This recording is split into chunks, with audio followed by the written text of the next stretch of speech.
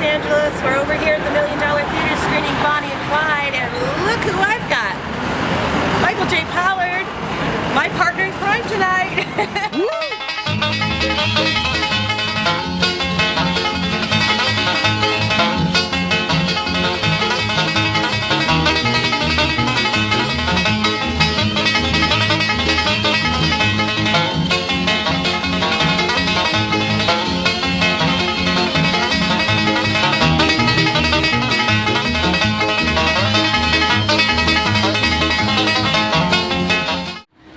Again, you guys, this is really an honor to have Michael here. Yay! Again, one more round of applause.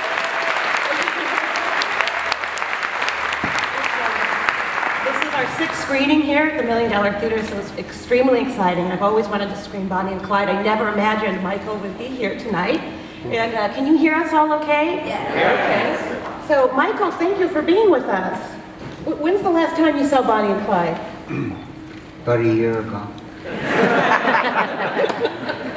And but probably not in big theater though, right? No, but on TV. On TV. Yeah. And how do you feel like being here, seeing in the big theater, this gorgeous theater built in 1917? All nice. It's very nice. We have such an enthusiastic crowd. Yeah. And you. Yay! Yes, there you go. Right? We all dressed up and everything.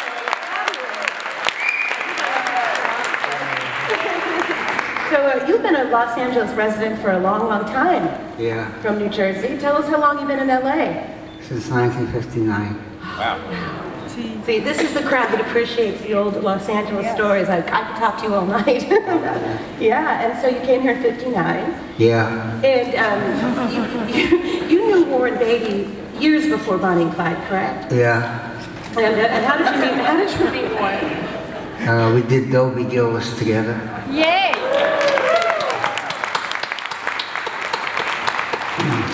And your friendship evolved from there. Yeah. And so that when Bonnie and Clyde script came around, Warren Beatty, being one of the producers, put you in this film. Oh yeah. He wanted me to do it. The director wanted somebody else, but Warren wanted me, so I did it. I'm so glad you did. And you were the first cast in this film. Yeah, I was. I guess so. Yeah. So. And tell us about the process of making Bonnie and Clyde. Nothing like it at the time. Yeah. Well, it was down in Texas, Dallas, and I don't know. It took like about 3 months to shoot, you know. It was like pretty exciting, you know. It was like something in the air or something like that. Everybody knew it was going to be a good film. Now, maybe not everybody. I did. I knew it was. I had read recently that originally Warren Beatty wanted to cast Bob Dylan as in his role. Yeah, I never heard that. Yeah. Yeah? Yeah. Wow. Yeah. Well, I'm going to have to tell the audience that something sort of exciting happened a couple days. Warren Beatty did hear about this screening and got in touch with me specifically to tell you how happy he is you're here tonight. Oh, yeah. That's pretty exciting.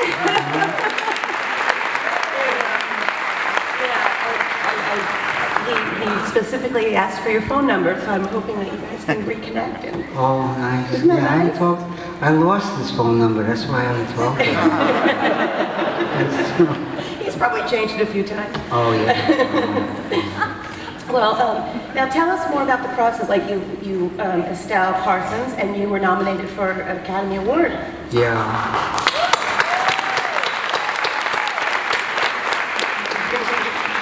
I was also the favorite to win in Las Vegas. But I didn't win. Yeah, but well, did you go to the Oscars? Oh, yeah. I sat in the first row. For Best Performance by an Actor in a Supporting Role, Michael J. Pollard in Bonnie and Clyde, Gene Hackman in Bonnie and Clyde, and Estelle won. Yeah, Yeah. and the cameraman. Yes. We got about 13 nominations. But then, Warren said after Michael lost, he said he knew that we were in trouble. He said only got 2 Academy Awards. Well, now I had to ask you about the driving scenes in Bonnie and Clyde when you're the getaway guy. Yeah. So were you driving those cars really? I don't know how to drive.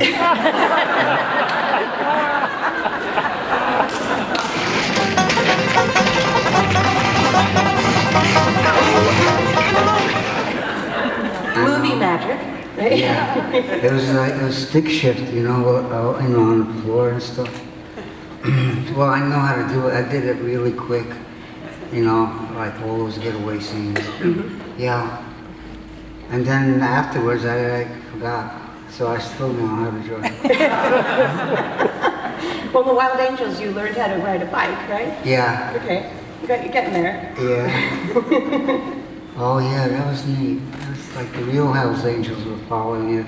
The movie Hells Angels around. Everybody was like, ooh, here they come.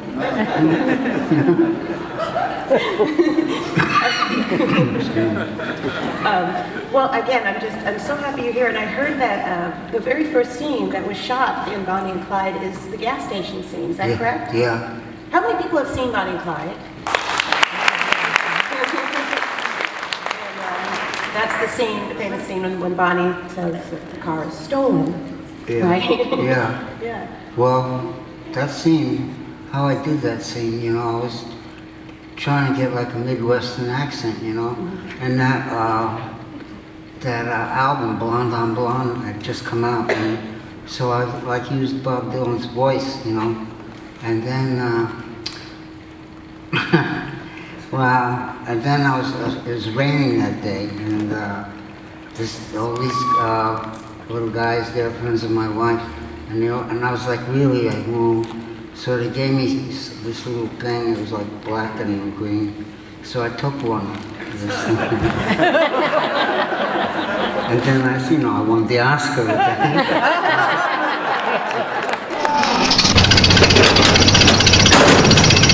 Now you just tell me what was wrong with that boy.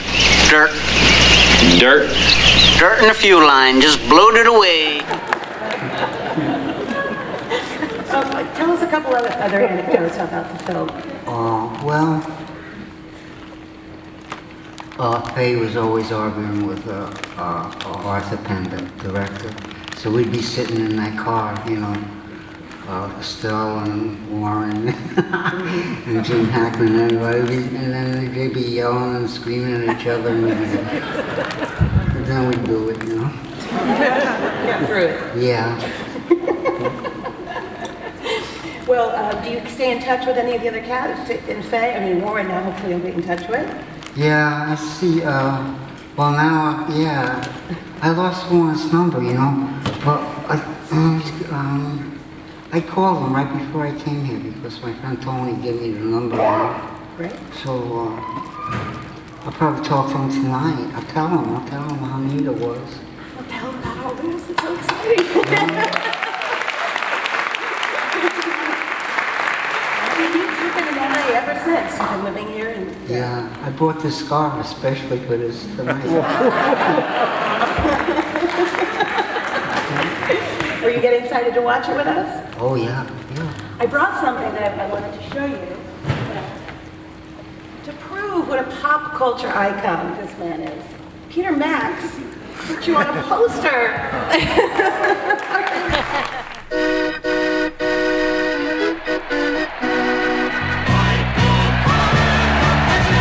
What? I can't see Bobby from behind that hair. They're just too much or otherwise too bare. I can't see Ronnie except as George Gipp, but there must be a leader for a 4-year trip. Do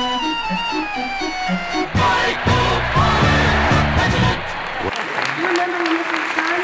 Oh, yeah. Pretty awesome. Well, I'm so young.